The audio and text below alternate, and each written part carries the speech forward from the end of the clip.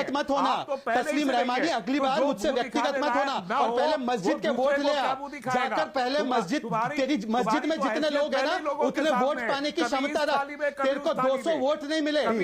जो लोग यहाँ पर उर्दू और अरबी जबान की पीएचडी करने का दावा कर रहे हैं उनसे पूछिए लश्कर तैयबा का मतलब आज क्या है, एजेंसियों ने कोड नहीं किया है। जैश ए मोहम्मद का मतलब क्या है, एजेंसियों ने डिकोड नहीं किया है। आईएसआईएस का किस तरीके से इस्तेमाल किया जा रहा है, उन्हीं जिहाद के शब्दों का आज उसका कॉन्टेक्स्ट क्या है, उसको डिकोड करने में किसी की चूक हुई है, या ये मानते हैं कि आज जो लश्कर तैयबा है ये बहुत ही अच्छा काम कर रहा है, जमात-उद-दावा बहुत अच्छा काम कर रहा है क्योंकि इनका नाम उर्दू और अरबी में है। तो पहली बात। दूसरी बात, धर्मांतरण जबरन तरीके से करना और जो आतंकवाद है इनमें देखिए कितनी समानताएं और विशेषताएं हैं।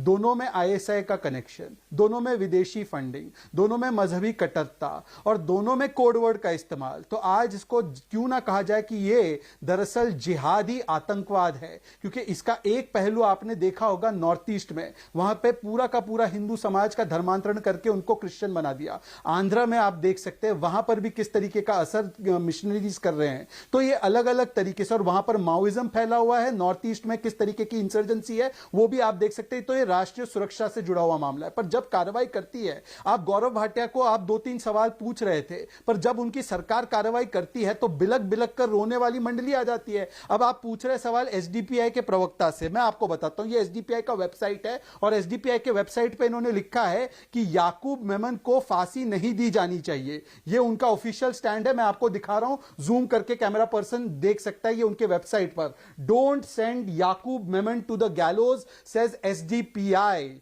आप मुझे बताइए कि ये अगर ये याकूब मेमन के बचाव में आते हैं, ये कहना चाहते हैं कि जिस व्यक्ति को सुप्रीम कोर्ट ने फांसी की सजा दी उसको फांसी की सजा नहीं मिलनी चाहिए थी, और आप इनसे पूछ रहे हैं जबरन धर्मांतरण के बारे में। ये तो बचाएंगे क्योंकि पीएफआई का पहला धर्म यही है कि वो जाकर जबरन धर्मांतरण करता है। और ये मैंने नहीं, ये वाम दल की सरकार ने हलफनामा देकर 2011-12 में हलफनामा देकर कहा है कि एसडीपी, एक सेकेंड, एसडीपी और पीएफआई जो है दरअसल ये सिमी का अवतार है और ये क्रिश्चियन मालाबार चर्च और चर्च के लोगों ने कहा है। तो क्या वो भी आरएसएस और हिंदुत्ववादी कि आरएसएस जिसके आप पिट्ठू हैं, वो आप जिसके पिट्ठू आरएसएस है वो आतंकवादी संस्था है, हलफनामा दे के कहा गया है। मगर आप देखिए अमीश, मैंने किसी के व्यक्तिगत तौर पर बातें नहीं की, मुझे मौका दीजिए। एक सेकंड रुको जरा, सब्र करो। एक सेकंड, एक सेकंड अमीश, मुझे आप मौका दीजिए। अमीश, मैंने व्यक्तिगत नहीं बात की। अमीश जी, आप मुझे 20 सेकंड देंगे या मैं बीच में बोलूं? बिल्कुल, मैं आपको 20 सेकंड देता हूं। अपनी बात को कंप्लीट कर ले 30 सेकंड में, फिर इनको बोलने दीजिए। आप किसी के साथ जुड़े नहीं हैं, कभी इस थाली में होते हैं, कभी उस थाली में होते हैं, तो आप तो जुड़े नहीं हैं कहीं। मैं बोल सकता हूं और शुक्रगुजार हूं मैं अल्लाह का कि मैं मेरे पास राइट टू रिस्पॉन्ड है। एक सेकंड असगर खान, क्या नाम है रेवानी साहब? रिस्पॉन्ड रेवानी साहब, आप शहजाद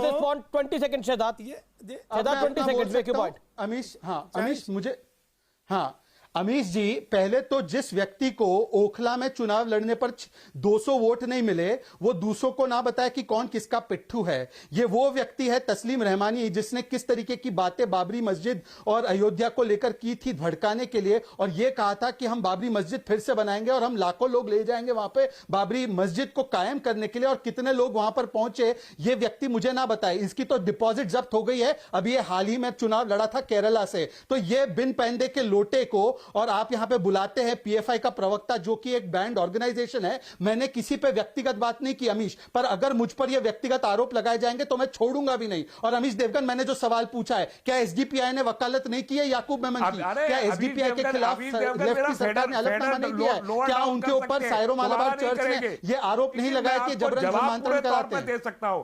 आज आपको मैं पूरे तौर पर जवाब दीजिए सर। आपकी उम्र का लिहाज करते हुए मैंने कोई व्यक्तिगत बात नहीं बोली है। पर तस्लीम रहमानी, अगर मैं उतर आया, मैं जवाब देने पर उतर आया तो तस्लीम रहमानी मुंह छिपाने के लायक नहीं बचोगे तुम।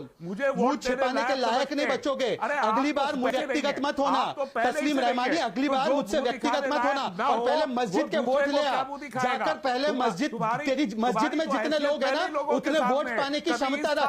तेरे को 200 वोट नहीं मिले, तेरी मस्जिद। गजब बेइज्जती है। मस्जिद के लोगों पर्सनल रिमार्क्स नहीं, देखिए भाषा की मर्यादा हम दोनों तरफ से बनाएं और शब्दों को का चयन ध्यान से करें और पर्सनल रिमार्क्स नहीं। देखिए अमीश, तीन हिपोक्रेसीज को मैं यहां पर बस्ट करना चाहता हूं। पहली हिपोक्रेसी ये है, ये कहते जांच हो जाने दीजिए, जांच से पहले निष्कर्ष पर क्यों आते। बिल्कुल सही बात। तो हिंदूवादी गुंडे क्यों बोल दिया था गाजियाबाद मामले में। दूसरी बात ये बोलते हैं कि इस्लाम में जबरन धर्मांतरण नहीं है। तो मैं अजगर जी से पूछना चाहता हूं, अजगर काफिर का कॉन्सेप्ट है इस्लाम में और उसका मतलब क्या है वो समझाना। और फिर अजगर जी से मैं ये भी पूछना चाहता हूं कि इससे पहले जो जबरन धर्मांतरण के खिलाफ लॉज थे वो 50 और 60 के दशक में कांग्रेस लाई, जिनकी गोद में ये 200 वोट नहीं मिलते, जिसको मस्जिद के वोट नहीं मिलते। ये तस्लीम रहमानी और अजगर दोनों उनकी वकालत करते हैं। तो ये अजगर और ये रहमानी बताए कि कांग्रेस को कभी सांप्रदायिक नहीं बोला आपने आज तक, उनके साथ तो गठबंधन कर लिया। अरे क्या आपको शहजादपुरा वाला से ज्यादा बेहतर आदमी डिबेट के लिए नहीं मिलता, जो पब्लिक लैंग्वेज नहीं जानता, पब्लिक डिस्कोर्स में लैंग्वेज यूज करना नहीं जानता, जिसके जबान से असगर का लफ्ज ठीक नहीं निकल सकता, उस आदमी के साथ डिबेट करने के लिए हमको बिठाएंगे। इसका मतलब आप हमें जलील करना चाहते, चैनल पे बिठा के हमारी बेइज्जती करना चाहते। जली ना, तेरी भी जली ना। आपने भी उनको आरएसएस का पिट्ठू बोला। मुंह पे है वो, जो है वो बोला है, जो है वो बोला है, जो नहीं होता तो नहीं बोलते। पर आज जिस व्यक्ति ने पहले शुरुआत की पर्सनल होने की, उनका बयान है जिसने कहा है सुप्रीम कोर्ट के वर्डिक्ट को गलत बोलते हुए कहा है कि मैं बाबरी मस्जिद बनाऊंगा अगर 1000 वर्ष भी लग जाए। यह तय करेंगे कि मैं डिबेट में बैठ सकता हूं कि नहीं बैठ सकता हूं। इन्होंने कोर्ट की अवमानना की, इनको 200 वोट मिलते नहीं है और ये दूसरों पे आकर बोलते हैं ये गलत है। शहजाद जी मेरा निवेदन स्वीकार करें प्लीज। मुझे लगता है कि आपने बोल ली वो बात, पर्सनल ना हो वोट मिले और आप भी अवॉइड करें। बात नहीं इलेक्शन लड़ने की, वो दूसरों के वोट गिनवाएगा। आप 200 वोट ले आओ, पहले 200 वोट ले आना, पहले 200, पहले अपने मस्जिद के वोट ले लो। 50,000 वोट दिखाई नहीं देंगे। पहले अपने मस्जिद के वोट ले लो। तस्लीम रहमानी, पहले अपने मस्जिद के वोट ले लो। बहुत ये फिर तुम पर्सनल हमला करना। पहले मस्जिद के वोट ले लो। आकाओं से पहले टिकट ले लो। नहीं चाहिए, यही तो दिक्कत है ना। मुसलमानों के नाम पर टिकट लेने की राजनीति तुम करते हो, ये तुम्हारी असलियत है। नहीं थी, मुझे लगता है कि पर्सनल हम बहुत ज्यादा और टिकट लेना और धर्मांतरण कराना। आप अगर मुसलमान है तो ये इस्लाम के नाम पे कलंक है। आप अगर मुसलमान खुद को दावा करते हैं तो अब देखिए ये मुसलमान घोषित कर रहे हैं। अगर ये आपका दावा है, अब ये मुसलमान लोगों को घोषित कर रहे हैं।